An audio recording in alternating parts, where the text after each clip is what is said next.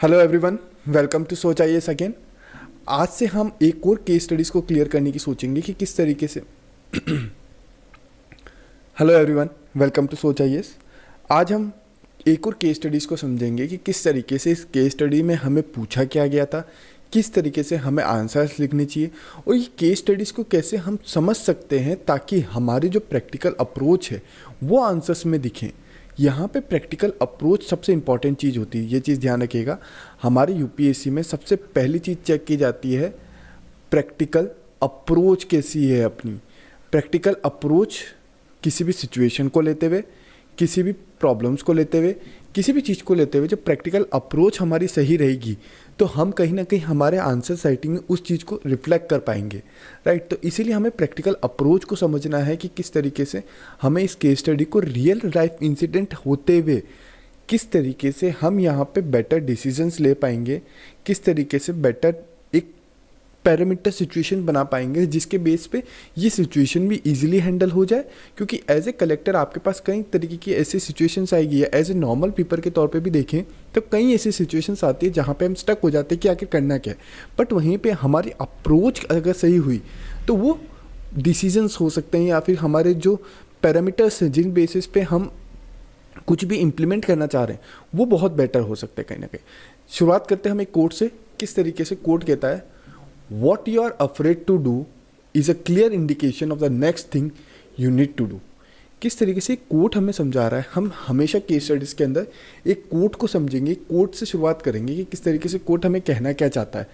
Quotes की शुरुआत करने का मेन मोटिव इसलिए है क्योंकि कोट से हमें क्लियरेंस होगी कि आखिर हम जब आंसर्स लिख रहे हैं या फिर जब हम किसी चीज़ को समझ रहे हैं तो वहाँ पे उस कोट को हम किस तरीके से इम्प्लीमेंट भी कर सकते हैं कहीं ना कहीं। What you are afraid to do is clear indication. ये बेसिकली क्लियर इंडिकेशन है। आप किसी चीज़ से डर रहे हैं, अफ्रेड हैं, is the next thing you should do, you need to do. यहाँ पे अगर आप किसी चीज़ से डरते हैं तो उसे आप ज़रूर करें।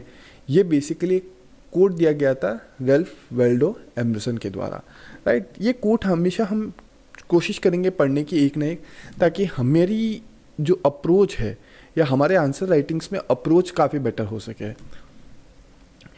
You are heading the rescue operation in an area affected by severe natural calamity. किस तरीके से आप हेडिंग कर रहे हैं एक rescue operation in the area affected by severe natural calamity. Thousands of people are rendered homeless and deprived of food, drinking water and other basic amenities. Other basic amenities मतलब यहाँ पे क्या क्या आ सकते हैं, यहाँ पे आपके शेल्टर्स आ सकते हैं, क्लोथ्स आ सकते हैं, मेडिकल हेल्थ केयर आ सकता है। अब आप जब केस स्टडीज़ पढ़ रहे हैं, केस स्टडी समझते हुए ही आप उस चीज़ को समझिए कि किस तरीके से केस स्टडीज़ हमारी लाइफ में भी अप्रोचेबल हो सकती है। एज ए कलेक्टर बने आप डिसीजंस ले, ऐसा ज़रूरी नहीं। आपको ये बोला कि as a heading of rescue operation आप एनजीओस के तौर पे भी हो सकते हैं, यहाँ पे एज ए कलेक्टर भी हैं, या फिर as a other administration department के तौर पे भी वर्क कर रहे हैं, या एज ए आम जनता के तौर पे भी वर्क कर रहे हैं। तो हमेशा हमें ध्यान रखना है कि किस तरीके से हम इन चीज़ों को, सिचुएशंस को कैसे समझते हैं, वही हमारे डिसीजंस बनाने में मदद करते हैं कहीं ना कहीं, right. Other basic amenities, rescue work has been disrupted by heavy rainfall and damage to supply routes. किस तरीके से बहुत हैवी रेनफॉल हुई है और इस वजह से सप्लाई रूट्स बहुत डैमेज हुए। The local people are setting with anger against the delayed limited rescue operation. Obviously बात है, काफ़ी चीज़ें वहाँ पे अगर ह्यूमन टेंडेंसी के तौर पे देखें तो इम्प्लीमेंट हो रही है। ह्यूमन टेंडेंसी उस चीज़ के लिए हमेशा रेडी रहे, वो ज़रूरी नहीं है कहीं ना कहीं, right. When your team reaches the affected area the people there heckle and even assaulted some of the team members. Obviously बात है, इस तरीके के माहौल बनते हैं, सिचुएशंस बनती है जब सामने वाला बहुत ज़्यादा परेशान हो रखा है तो किस तरीके से सिचुएशन बनेगी। One of your para your team members is even severely injured. Faced with this crisis, some team members plead with you to call off the operation and threatens threats to their life. किस तरीके से आपके team member हैं जो basically बहुत ज़्यादा डर गए हैं या बहुत ज़्यादा इस क्राइसिस की वजह से इफ़ेक्ट हुए हैं कहीं ना कहीं, तो वो ऑपरेशंस को थोड़ा सा साइड करने की कोशिश करने की बात कर रहे हैं यहाँ पे, राइट। अब ये आपके सामने सिचुएशन है, एज ए एनजीओ भी आ रही है, एज ए कलेक्टर आ रही है, एडमिनिस्ट्रेशन के तौर पर आ रही है। किसी भी तरह की सिचुएशंस आ सकती है। अब इसमें आपका क्या डिसीजंस होगा, आप प्लीज़ कमेंट डाउन करके ज़रूर लिखिएगा। हम इसको और समझेंगे कि आखिर क्या है। आप इस वीडियो को पॉज करके अपने कमेंट्स लिखिए ताकि आपको पता रहे कि आप किस तरीके से थिंकिंग पैटर्न्स को डेवलप कर पा रहे हैं कहीं ना कहीं। In such trying circumstances, what will be your response? Examine the qualities of a public servant which will be required to manage the situation. अब यहाँ पे क्वेश्चन है एज ए पब्लिक सर्वेंट के तौर पे, हमें ऊपर तक कोई क्लियरेंस नहीं दी, heading the rescue operation in the area, किस तौर पे आप हेड कर रहे हैं, एनजीओस के तौर पे, किसी की फॉर्म में भी पूछा जा सकता है अपने को, लेकिन हमें यहाँ पे अब जाके क्लियर हुआ एज ए पब्लिक सर्वेंट के तौर पे वर्क कर रहे हैं, मतलब एज ए एडमिनिस्ट्रेशन के तौर पे वर्क कर रहे हैं, आईएएस आईपीएस किसी भी फॉर्म में वर्क कर रहे हैं, right. In such trying circumstances what will be your response, आपका रिस्पॉन्स क्या होगा कहीं ना कहीं। चलिए, ये जो रिस्पॉन्स हम पढ़ने वाले हैं या जो आंसर्स हम देखेंगे अभी किस तरीके से लिखा गया है, ये आंसर सही भी हो सकता है, गलत भी हो सकता है, ये डिपेंड करता है, क्योंकि यहाँ पे ये आंसर्स मैंने अपनी तरफ से लिखने की कोशिश करी है या मेरे एक पर्टिकुलर पर्सन के थॉट्स हो सकते हैं, आपके आंसर्स में डिफ्रेंशिएशन हो सकते हैं।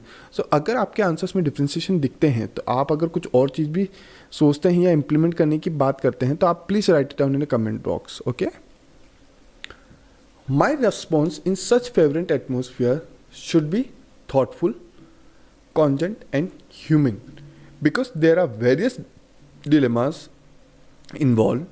Leaving thousands unattended, even they are completely dependent on government help, would be an act of timidity and self-preservation which is unbecoming of a public servant. किस तरीके से यहाँ पे हमें पूछा गया है हमारा रिस्पॉन्स क्या होगा। मेरा रिस्पॉन्स जानने से पहले मैं बेसिक सी सिचुएशन का अगर इंट्रोडक्शन देता हूँ या सिचुएशन को इंट्रोडक्शन के थ्रू समझने की कोशिश करता हूँ तो वहाँ पे हमारे माइंडसेट शो होता है। यहाँ पे हमारा बेसिकली माइंडसेट शो होता है कि किस तरीके से हमारा जो माइंडसेट है वो काफ़ी ब्रॉड है, राइट। किस तरीके से माइंडसेट जो है वो बहुत ज़्यादा ब्रॉड है कहीं ना कहीं, और माइंडसेट अगर जितना ब्रॉड होता है उतना ही आपके अप्रोचेबल आंसर्स जो होते हैं वो वाइडली समझे जा सकते हैं या आप वाइडली थिंक कर पाते हैं उस चीज़ को लेके कहीं ना कहीं। क्लियर। चलिए, हमने देखा थॉटफुल कंडीशन है, ह्यूमन होंगे बिकॉज ऑफ वेरियस डायलामस हम जानते हैं कि किस तरीके से ऐसी सिचुएशंस बना, कंडीशंस बना जिनके तहत हम देख सकते हैं कि वहाँ पे प्रॉब्लम्स बन रही है या कन्फ्यूजन जनरेट हो रही है या फिर बहुत various kind of situations generate हो रहे हैं कहीं ना कहीं, राइट। तो उनमें कहीं ना कहीं कॉन्फ्लिक्ट जनरेट हो रहे हैं। जहाँ पे इतने सारे सिचुएशंस होंगे ऑब्वियस सी बात है, कॉन्फ्लिक्ट होना ऑब्वियस कॉमन सी चीज़ होती है कहीं ना कहीं, राइट। लिविंग थाउजेंड अनअटेंडेड, अगर आप कोई डिसीजंस लेते हैं तो आपकी वजह से गवर्नमेंट हेल्प जो सबसे ज़्यादा ज़रूरत है अभी लोगों को, वो 1000 अनअटेंडेंट भी हो सकते हैं, अटेंडेंट भी हो सकते हैं। आपके डिसीजंस के ऊपर, आपके रिस्पॉन्स के ऊपर डिपेंड करता है, राइट। अब यहाँ पे क्या लिखा है, मॉरली अपलिफ्टमेंट, किस तरीके से मैं कोशिश कर सकता हूँ कि मैं अपने जो वर्कर्स हैं उनका मॉरली अपलिफ्टमेंट करूँ। The primary response for me is the head of the rescue mission is to reorient the focus of the group towards our real objectives. किस तरीके से हमें यहाँ पे पूछा गया है, हम जब डिसीजंस ले रहे हैं, डिसीजंस मेकिंग कर रहे हैं, डिसीजंस मेकिंग करते समय हम समझ पा रहे हैं कि मॉरली अपलिफ्टमेंट करना मेरी कंपनी का या फिर मेरी जो टीम मेंबर है उनका बहुत ज़रूरी कहना, क्योंकि वो ही टूवर्ड्स रियल ऑब्जेक्टिव को फेस कर रहे हैं उस समय। Since some of them are requesting to call off the mission, I need to exhort them with examples like during 2014 flood like in Kashmir when NDRF team started rescue mission, they were pelted with stones, their boats were snatched and one of them was stabbed, but they did not yield and went to rescue more than 50,000 people. अब यहाँ पे देखिएगा आपके answers में सबसे बड़ी बात क्या आ रही है। आपके आंसर्स के अंदर हम देख पा रहे हैं कि किस तरीके से आप अपनी टीम लीडिंग को प्रमोट कर रहे हैं, टीम बिल्डिंग कर रहे हैं, टीम लीड करने की कोशिश कर रहे हैं, तो टीम लीड में मॉरली आप इम्प्लीमेंट कर रहे हैं। एग्जाम्पल्स आप किस तरीके से दे रहे हैं, एग्जाम्पल्स में आपके फैक्ट्स को कैसे चेक किया जा रहा है, किस तरीके से हम एग्जाम्पल्स जो दे रहे हैं उसके अंदर जो फैक्ट्स हैं उसको भी हम इंक्लूड कर रहे हैं, ताकि हमारी जो नॉलेज है वो बेटरली रिफ्लेक्ट हो रही है आंसर्स में, राइट। किस तरीके से हमारी नॉलेज जो है वो आंसर्स में रिफ्लेक्ट होना ज़रूरी। आप इसके खुद के आंसर्स लिखने की कोशिश ज़रूर कीजिए ताकि आपको पता रहे कि आप किस तरीके से ये लिख पा रहे हैं या किस तरीके से सिचुएशन को समझ पा रहे हैं कहीं ना कहीं, राइट। यहाँ पे हमने देखा अपलिफ्टमेंट होगी कश्मीर, एनडीआरएफ टीम ने जैसे उस समय रेस्क्यू मिशन किया था, उनकी बोट्स और स्टोन्स के काफ़ी इम्पैक्ट भी हुए थे, किस तरीके से वहाँ पे फिर भी वो पीछे नहीं हटे, रेस्क्यू मोर देन 50,000 पीपल्स को उस समय उन्होंने रेस्क्यू किया था 2014 के फ्लड जब कश्मीर में आया था, right. Initially when Mahatma Gandhi was marching barefoot in right hit areas in Noakhali, his path was strewn with pieces of glass and animal extracted by riots affected people. Later, his unflinching courage and love for humanity created a miracle when people themselves promised not to retaliate. किस तरीके से यहाँ पे हम देख सकते हैं, वहाँ पे जब महात्मा गांधी का एक और एग्जांपल देते हुए हम देख रहे हैं कि मॉरल अपलिफ्टमेंट कर रहे हैं, किस तरीके से पहले बेयरफुट के जब वहाँ पे मार्चिंग कर रहे थे एंड ऑल, तो वहाँ पे किस तरीके से उनके पैरों के इधर ग्लासेस और एनिमल के एक्सट्रैक्ट को फेंका गया था एंड राइट्स द्वारा। फिर उन्हीं की जब करेज थी, मतलब कि महात्मा गांधी की जो करेज थी, उसी की वजह से हम देख सकते हैं लव फॉर ह्यूमैनिटी क्रिएटेड हुई थी, मिरेकल हुए थे, काफ़ी मतलब इम्प्लीमेंटेशन अच्छे से हुआ था एंड ऑल।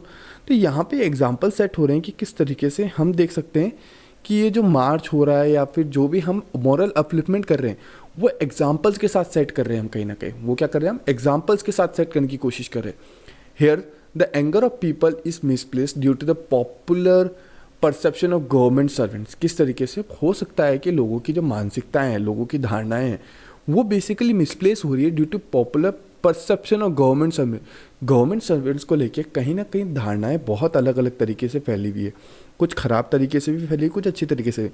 कुछ जो ख़राब तरीके से फैली हुई उस वजह से कहीं ना कहीं गवर्नमेंट और जो लोकल पीपल है, लोकल बॉडीज़ या लोकल बॉडीज़ के साथ जो लोकल पीपल है, कम्युनिटी के सिविल लोग जो हैं, उनमें कहीं ना कहीं इस चीज़ को लेके एक पार्शलिटी बोल सकते हैं, डिस्क्रिमिनेशन बोल सकते हैं, या फिर हम बोल सकते हैं गैप आ गया है कहीं ना कहीं। यहाँ पे क्या है, शो करने का काम करता है gap of trust, gap of trust की वजह से देखते हैं once people witness self abnegation, dedication, courage in this rescue work, they will start cooperating. तो यहाँ पे जब कोई मिसप्लेस हो गया है या ड्यू टू पॉपुलर परसेप्शन के तौर पे, तो वंस पीपल विटनेस सेल्फ एब्निकेशन, मतलब कि वहाँ पे जब पीपल्स को अपने आप को लगेगा कि हम कुछ गलत कर रहे हैं या हमारे वजह से कुछ गलत हो रहा है या हमारी वजह से गवर्नमेंट के सर्वेंट्स को प्रॉब्लम आ रही, तो वहाँ पे हो सकता है कि लोग बाग आपको कॉर्पोरेट करें, राइट। इस तरीके से हम कुछ टर्म्स को यूज़ करते हुए लिखने की कोशिश कर रहे हैं। Secondly, I would try to persuade people by taking help from those who are willing to cooperate in such an exercise. Local leaders can also help. किस तरीके से लोकल बॉडीज़, लोकल लीडर्स जो हैं, उनकी हेल्प लेते हुए हम कहीं ना कहीं यहाँ पे चीज़ों को बढ़ा चढ़ा के काम करें या चीज़ों को एकदम प्रॉपरली तरीके से एग्जीक्यूट करने की कोशिश करें, राइट। तो ये बेसिक सी एक सिचुएशंस बन रही हैं जहाँ पे हम समझ सकते हैं कि हम किस तरीके से यहाँ पे लोगों की हेल्प भी कर पा रहे हैं और लोगों की हेल्प से हम दूसरे लोगों को भी और ज़्यादा मोटिवेट कर पा रहे हैं to work upon and help us to rescue this operations and all. Apart from this, I will try to get cooperation from the government with the respect to protection of my team members so that they may not be hurt in helping the people. अब मैं government से कुछ help लूँ क्योंकि मेरे पास तो power है ना वहाँ पे, मेरे पास अगर पावर होगी तो मैं वहाँ पे किसी गवर्नमेंट की लोकल बॉडी से या लोकल कॉरपोरेशन से कहीं ना कहीं हेल्प लूँ ताकि वो मेरे को सपोर्ट करें in term of this, in term of helping my team members to not be hurt. Okay, तो ये सिचुएशंस हो सकती हैं, ये कंडीशंस हो सकती है कि हम किस तरीके से हमारे आंसर राइटिंग में इस चीज़ को इंक्लूड कर पाएँ कहीं ना कहीं, राइट। ओके, अब हमें एक और क्वेश्चन में पार्ट पूछा गया था, examine the qualities of a public servant which will be required to manage this. Public servant में क्या क्वालिटीज़ होनी चाहिए, आपने तो बताया in such a times, what will be your response. आप एज ए पब्लिक सर्वेंट हो तब आपका रिस्पॉन्स क्या है। अब यहाँ पे पूछा गया है कि क्वालिटीज़ क्या होगी पब्लिक सर्वेंट की which will be required to manage the situation. अब आपको एज ए थर्ड पार्टी के तौर पे बोलना है कि पब्लिक सर्वेंट की क्वालिटीज़ क्या क्या होनी चाहिए या फिर क्या क्या हो सकती है कहीं ना कहीं, जिस वजह से यहाँ पे लोगों को हेल्प मिले और पब्लिक सर्वेंट प्रॉपर तरीके से क्या कर पाए, वर्क कर पाए कहीं ना कहीं, राइट। चलिए, qualities required to effectively manage such situation. Spirit of services, किस तरीके से since the rescue team is vulnerable to physically and verbally attack, only some higher cost can help an officer in compose and coordinate rescue। Spirit of services मतलब आपकी जो code of conduct है या आपकी जो मॉरल रिस्पॉन्सिबिलिटी है, उस चीज़ को देखते हुए आप किस तरीके से अपनी स्पिरिट को मेंटेन रखते हैं, सर्विसेज को मेंटेन रखते हैं, ताकि आप अपने टीम मेंबर्स को भी मेंटेन कर पाएँ, और किस तरीके से टीम मेंबर्स के साथ साथ आप उनके कोऑर्डिनेशन को भी एक बेटर डिसीजन या बेटर इम्प्लीमेंटेशन के तौर पे लेके जा पाएँ। Leadership in such circumstances, finality of any decisions lies completely on the wisdom of the leader. He or she also needs to lead the team from the front, displaying personal courage and conviction. किस तरीके से आपकी जो leadership quality वो सबसे important होगी यहाँ पे। सबसे इंपॉर्टेंट क्वालिटी के तौर पे अगर मैं मानूँ या फिर हम देख सकते हैं तो लीडरशिप सबसे इंपॉर्टेंट है, क्योंकि आप खुद अप फ्रंट में आके अगर अपनी टीम को लीड करते हो तो आपके सपोर्टर्स होंगे वो ज़्यादा बढ़ेंगे, या फिर आपकी जो टीम होगी वो ज़्यादा करेज फील करेगी या कन्विक्शन फील करेगी, या फिर आपके ऊपर एक क्रेडिटिबिलिटी उनको दिखेगी कि किस तरीके से अगर आप इस सिचुएशन में भी आगे बढ़ के काम कर पा रहे हैं तो उन्हें भी कहीं ना कहीं ये चीज़ करनी चाहिए। एम्पैथी एंड इमोशनल इंटेलिजेंस, किस तरीके से an officer need to have empathy and emotional intelligence for understanding the behaviour of discriminated local people, otherwise one may abort the relief mission and resort to use of force which will only heighten their anger. किस तरीके से आपकी जो empathy है, मतलब अपने जब terms पढ़े थे इम्पैथी, सिंपैथी और ये सब क्या होते हैं, और इमोशन इंटेलिजेंस क्या होता है, सिविल सर्वेंट के अंदर सबसे इंपॉर्टेंटली यही देखा गया है। किस तरीके से an officer should have empathy and emotion intelligence to control himself, खुद को कंट्रोल करे ऐसे वास्ट डिसीजंस लेने से कि कहीं ना कहीं अगर उसने डिसीजंस ले लिया कि एक आर्मी फोर्स या किसी भी तरीके की फोर्स को इम्प्लीमेंट करते हुए लोगों को पीछे किया जाए, तो लोगों के बीच में और गुस्सा जनरेट होगा और लोगों के बीच में क्या आएगी, एंग्रीनेस, या फिर लोगों के बीच में डिस्टिंग्विश की भावनाएं, इस तरीके की चीज़ें जनरेट होगी। तो जिस वजह से हो सकता है कि हमारी जो पीपल्स हैं, एम्पैथी है या लोगों की इमोशन इंटेलिजेंस है, उसके साथ भी हमें मेंटेन रखते हुए चलना है एज ए सिविल सर्वेंट को, right. As a civil servant को खुद की इम्पैथी को लोगों की इम्पैथी और इमोशन इंटेलिजेंस के साथ मेंटेन करते हुए ऐसे डिसीजंस नहीं लेने तो वहाँ पे एंगर जनरेट हो कहीं ना कहीं, राइट।